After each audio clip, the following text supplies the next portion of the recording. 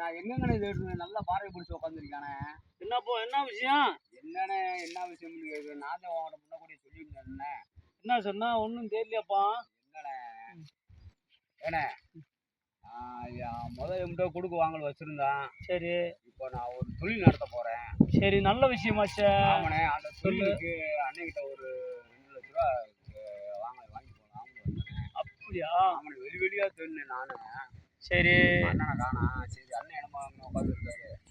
நானும் எதிர் வராமல் வந்தேன். அப்படியா? ஆமாண்ணே. ஏப்பா நான் தோட்டம் காட்டுக்கு வந்துட்டேன். என்னப்பா? சரிண்ணே.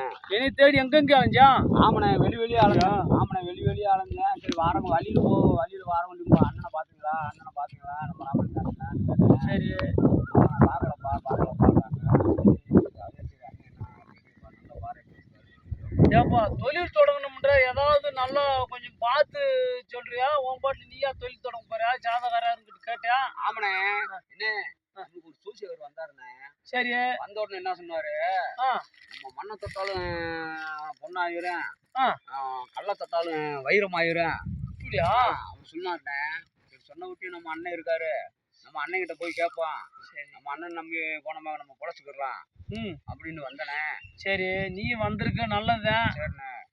அப்படின்ற எம்பிட்டு தேவைப்படுது? என்ன ஒரு 2-3 லட்ச ரூபா தேவைப்படுது. என்னப்பா 2-3 லட்சம்ன்ற? நான் ஒரு 1000-500 ஏதோ ஒரு போக்குவரத்து செலவு கேட்குன்னு பார்த்தா 2 லட்சம்ன்றியாப்பா? ஆமாண்ணே. அண்ணே நான் தான் தொழில் தொடங்க போறேன். இப்படி என்ன தொழில்? என்ன ஒரு மாடா முயற்சனே. சரி, ஒரு மாடு தானே மேய்க்கிறான். அது நல்லதானே. ஒரு மாடை வச்சு பொழைச்சிக்கிட்டா கடைங்கப்பி இல்லாம வாழ்ந்துக்கிறீங்களா? இல்லண்ணே ஒரு மாடு மேய்ச்சமாக்கு ஒரு மாடு மேய்க்கிறது அது அன்றாட பொழுது போகுது. சரி 2 மாடு சேர்த்து மாடு வாங்குவான். வாங்கி மோச்சா ஒரு மாடு 4 மாடு அரிசி வச்சுருக்க. 4 லிட்டர் ஒரு 4 லிட்டரு மொத்தம் ஒரு 10 லிட்டர் கூட பீச்சேன். நல்ல விஷயம் தான். ஆமாண்ணே அப்படி நான் நினைச்சேனே. சரி சரி அண்ணன் அதே நம்ம போய் நம்ம சூசிக்கார் வந்தாரு. சரி வந்தோடனே தச்சுருவா பேசினாருண்ணே. ஆமா தச்சுருவா அண்ணன்கிட்ட போ, அண்ணன் உனக்காண்டி வச்சு காத்துக்கு இருக்காரு. சரி போனே எங்க அண்ணன் கொடுத்துருவாரு அப்படின்னு சொல்லி. ஏப்பா நீ சொல்ற நல்ல விஷயமா தான் இருக்கு. இல்ல நான் ஒரு ஜோசியார்கிட்ட கேட்கணுமாப்பா கனதொகன்ற. என்னப்பா அப்படி இருக்கும்போது அவன் நானும் போய் ஜோசியார் நம்மளுக்கு தெரிஞ்சு ஆஞ்சி வீட்டுல 2 ஜோசியாருங்க இருக்காங்க. மேலே பீட்டில் இருக்கு, கீழே பிட்டி, இந்த தொட்டப்பணிக்கனூர், அதே மாதிரி இங்க நல்லம்மா விட்டி, இதில் ஜோசியாருங்க இருக்காங்க. நான் போய் பார்த்து குடுன்னு சொன்னா நான் கொடுக்குறேனப்பா. என்ன அவங்க ஏதாவது நம்மளுக்குள்ள கொடுக்குவாங்க, நிறைய நிப்பாட்டி போடுவாங்கண்ணே. அப்படியா? ஆமாண்ணே. நம்ம நம்ம இப்போ எப்படியானே பழகுறோம். இருக்கு 10 ஒரு 1000-500 கொடுத்துடலாம். 5 காசுல இருந்து 10 காசு வரைக்கும் இப்போ 10 ரூபா வரைக்கும் வந்துருச்சுண்ணே. அதனால சரி அன்னைக்கிட்ட ஒரு 1000-2000 ரூபா வாங்கினா நம்ம நிறைய வாங்கினா கொடுக்க முடியாது. ஒரு மாடு தான் வச்சிருக்கேன். அதனால ஒரு மாட்டுக்கு 1000-2000 போதும். சரி ஏதோ 2 தவிடு பின்னாடி வாங்கி போட்டு மறுபடி கூட வச்சு பாலை ஊற்றிக்கலாம்னு நினச்சேன். சரி அண்ணன் 15 நாளைக்கு ஒரு தடவை 10 ரூபான்னு சொன்னாங்க. சரி அண்ணன்கிட்ட ஒரு 15 நாளைக்கு நம்ம இந்த 1000-2000 வாங்குறோம் கொடுக்குறோம். சரின்னு சொல்லி இதை அடைஞ்சிரு. சரி அப்போ இன்னும் ஒரு 4 மாடு சேர்த்து பிடிச்சி பார்க்குறேன். நல்லதுதான். அப்போ நம்மளுக்கு என்ன எனக்கு நிறைய வருமானம் வரும், உங்களுக்கு வரும். அப்போ வச்சோன்னு நான் ஓரளவுக்கு உங்களை வச்சு நான் டெவலப் ஆகிடுவேன். டெவலப் ஆகுறது நல்ல விஷயமா தான் இருக்கு. ஆனால் கொஞ்சம் யோசனை பண்ணி தானே நான் செய்ய வேண்டியது இருக்கு.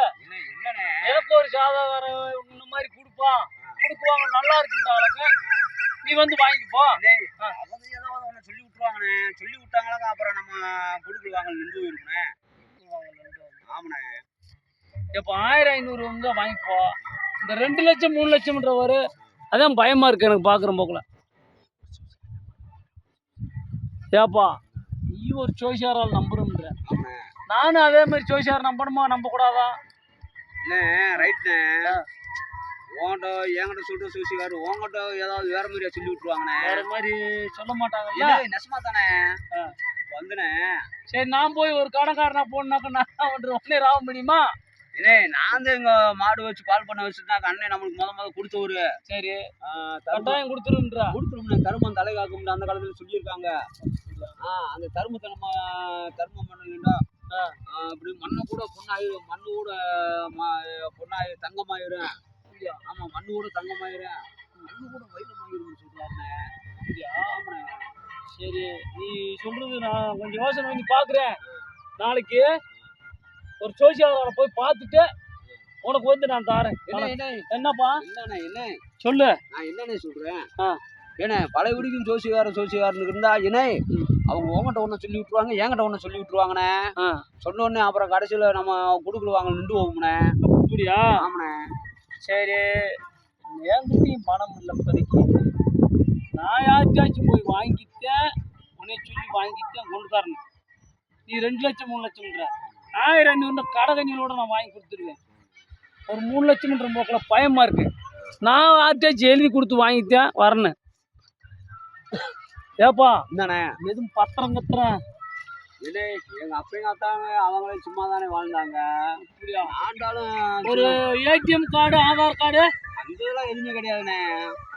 எதுவுமே இல்லையா? எதுவுமே கிடையாதுண்ணே என்கிட்ட. ஏப்பா இந்த வீட்டு பத்திரம் தோட்டத்து பத்திரம் எதுவும் சின்ன சின்னது இருக்கிறது ஒரே வீடு தானே. ஒரே வீடு, அதுக்கும் பத்திரம் இல்லையா? அதுக்கு பத்திரம் இல்லைண்ணே. எவங்கிட்டையும் காசு வாங்க முடியாது, பூரா இவன் தரமாட்டானே. அப்போ நீ ஒரு ஐடியா செய்ய, நாளைக்கு இந்நேரம் இதே நேரங்க வா. நாளைக்கு ராசி நாளையில இருந்து தானே முதல் ராசியை ராசி தானப்பா. இன்னைக்கு வாங்கி வச்சாத்தே வீட்டுல செல்லம் பொழியுமாம்ண்ணே. இன்னைக்கே செல்லம் பொழியும்னா நான் எவனாச்சும் போய் வாங்கினா தானே பொழிய போது. என் கையில எதுவும் கிடையாது. நீ தானே என்னை நம்பணும். ஆமாண்ணே, உன் நம்பிக்கை தானே எனக்கு பெருசு. சரி, நீ என்ன செய்ய தெரியுமா? செத்தவரை ஆளு பார்க்காம ஊர் வரைக்கும் போயிட்டு வா.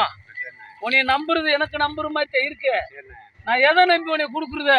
என்னை நம்புனேன். நம்பிக்கை தானே வாழ்க்கையே, நம்பிக்கை தானே. நம்பிக்கை தானே? ஆமாண்ணே. என்னப்பா சொல்ற? ஆதார் கார்டு இல்லை, ஏடிஎம் கார்டு இல்லைன்ற, ஒரு பட்டம் இல்லைன்ற, பத்திரம் இல்லைன்ற, என்னப்பா பயமா இருக்கும் உன்னை பார்க்குற போக்குல? அப்படிலாம் இல்லைண்ணே, அப்படிலாம் எம்ஜிஆர் உழைக்கும் கைன்னு சொல்லியிருக்காரு. ஆமாண்ணே, இது உழைக்கும் கைண்ணே. சரி, அந்த மாதிரி அது உழைச்சா தானே கையை நம்ம கை நம்பிக்கை தானே. அந்த நம்பிக்கை தானே உனைய நம்பிக்கை. இன்னொரு ஆள்கிட்ட வாங்க போறேன், அதை வாங்கி உங்ககிட்ட கொடுக்கணும், என்கிட்ட இல்லை. நான் உனைய நம்பி கொடுக்குற ஏதாவது ஒரு பத்திரம் கத்திரம் எழுத்து மூலியமா கொடுத்தா தானே இப்போ நம்ம வாங்க முடியும் பணம். இல்லைன்ற தரமாட்டாங்கல்ல பணம். அதானே நான் ஒன்னோட என்னமா சரி நான் ஒரு சரி ஒரு 5-6 மாட்டை வாங்கி கொடுவான். சரி அப்படின்னு நினைச்சாலும் எதுவும் இல்லாமல் போச்சுங்க எனக்கு. சரி, நாளைக்கு ஏதோ ஒரு பத்திரம் கத்திரம் அட்டேஜ் வாங்கிக்கா. நான் ஒரு 3 லட்ச ரூபா 2 லட்ச ரூபாய் பெற்றேன். ஆனால் பத்திரம் ஒரிஜினலாக இருக்கணும், அப்போத்தான் வாங்க முடியும் காசு. என்னப்பா வேறு நல்ல பத்திரமா, வீட்டு பத்திரமா உங்கள் சொந்தக்காரர்கிட்ட வாங்கிக்கா. உனக்கு ஒரு 3 லட்சமோ 2 லட்சமோ நான் ஒரு வாழ்க்கை கேட்டு நம்ம தானப்பா நல்ல வேலை இருக்காப்புல நம்பி கொடுப்பான்னு சொல்லி நான் வாங்கி தரேன். சரி வரட்டுமா? என்ன நில்லுண்ணே. நான் மாடெல்லாம் போய் பார்த்து வச்சுட்டு வந்துட்டேனே. மாடு பார்த்துட்டா? ஆமாண்ணே. எப்போ பணமே வாங்கல ஓம்பாட்டில் மாடு பார்த்தேன், இது பார்த்தோம்னு இருக்கா? அண்ணன் கொடுப்பேன் நம்பிக்கையில் தானே. அது இப்போ என்னான்னு பார்த்தோம்டா, பணமெல்லாம் அங்கிட்ட பிரித்து பார்த்தாங்க. என்னண்ணே நான் மாடெல்லாம் ஏப்பா ஏதோ இருந்தாலும் நான் ஜோசியாரனை பார்க்காம தரமாட்டேன். அவங்க நம்மகிட்ட ஒன்று சொல்லி விட்டுருவாங்க, உன்கிட்ட ஒன்று சொல்லி விட்டுருவாங்க. அவங்கள போய் கேட்டா நீ பார்த்த மாதிரி நானும் பார்த்துல ஒரு ஆள்கிட்ட வாங்கி கொடுக்கணும். என் கையில் இல்லையில காசு. அங்கே ஒரு இடத்துல நான் ஒன்னே மாதிரி நான் அங்கே கேட்கணும். ஒரு பத்திரத்தை வாங்கி அதை கேட்டு வாங்கிக்கிட்டு தான் இது பண்ண முடியும். ஏப்பா நீ ஒரு விவரமான பையன், நல்ல பையன், நீ ஜோசியத்தை நம்புற, அப்ப நான் நம்பணுமாண்ணா? நம்பணும்ல, இதைத்தான் நான் செய்ய போறேன். அவங்க இது லட்சியவாதி அதிர்ஷ்டவாதின்னு சொல்லுவாங்கண்ணே. ஆமா, அந்த மாதிரி எனக்கு அதிசயமா சொல்லிட்டாங்கண்ணே. அதிசயமா தானே இப்ப சொல்றாங்க. அதனால தானே நான் என்னுடைய ஜோசியார் பொய் சொல்ல மாட்டாரு, உங்க ஜோசியார் பொய் சொல்லி விட்டுருவாருண்ணே. அப்படித்தானே போன மாசம் ஒரு வயலுக்கு நாங்க வாங்கி கொடுத்தோம் பணத்தை. அப்ப என்ன சொன்னா, என்ன கோடி கோடியா வரப்போகுதுன்னு ஒரு 1 லட்ச ரூபா கொடுங்கன்னு வாங்கி போனவன். இன்னும் நான் அவனை பார்க்கவே இல்லை. என்னைய வரட்டிக்காரங்க, நாங்கள் பணம் கொடுத்து என்னைய வரட்டேன். நான் தெரியாமத்தான் அந்த கல்லில் உட்காந்துருக்கேன். நீ இப்போ 3 லட்சம் கேட்குற, இதுக்கு நான் என்ன சொல்றது? உனைய வச்சுதான் நான் அந்த கடனை அடைக்கணும்னு பாக்குறேன். ஒரு கைதுனா ஓச்சாடாதுண்ணே. சரி, நீங்க 10-15 பேருக்கு கொடுக்குறீங்க. ஆமா, அப்படின்ற போதுல ஒரு ஆள் போனா ஒரு ஆள் நல்லவங்களா இருக்க மாட்டாங்களாண்ணே. சரி, உன்னை நம்பி தரலாமா?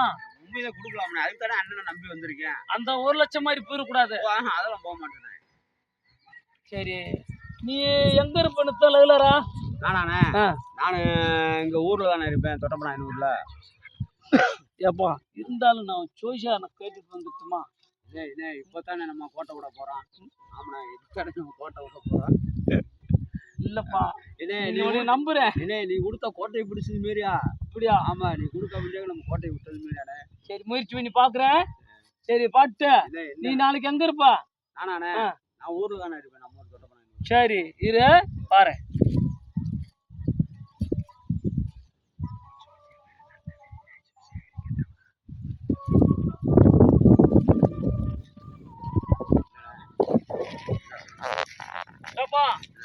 ஒரு சின்ன ஐடியா சொல்ல போறேன். உன் ஜோசியக்காரன் மண்ணா பொண்ணா போகும் இருக்கான், தண்ணியை தோட்டா தங்கமா போகும் இருக்கான். அப்ப நானும் ஒரு ஜோசியக்காரனை பார்த்து நீ கொடுத்ததெல்லாம் காசு கூட வந்துரும்னு சொல்லிட்டானாக்க, நான் நாளைக்கே ஒரு ஆள்கிட்ட காசு கேட்டு வாங்கிக்கிறேன். மறந்துடாத, பாட்டு வரேன். மாடலை பார்த்து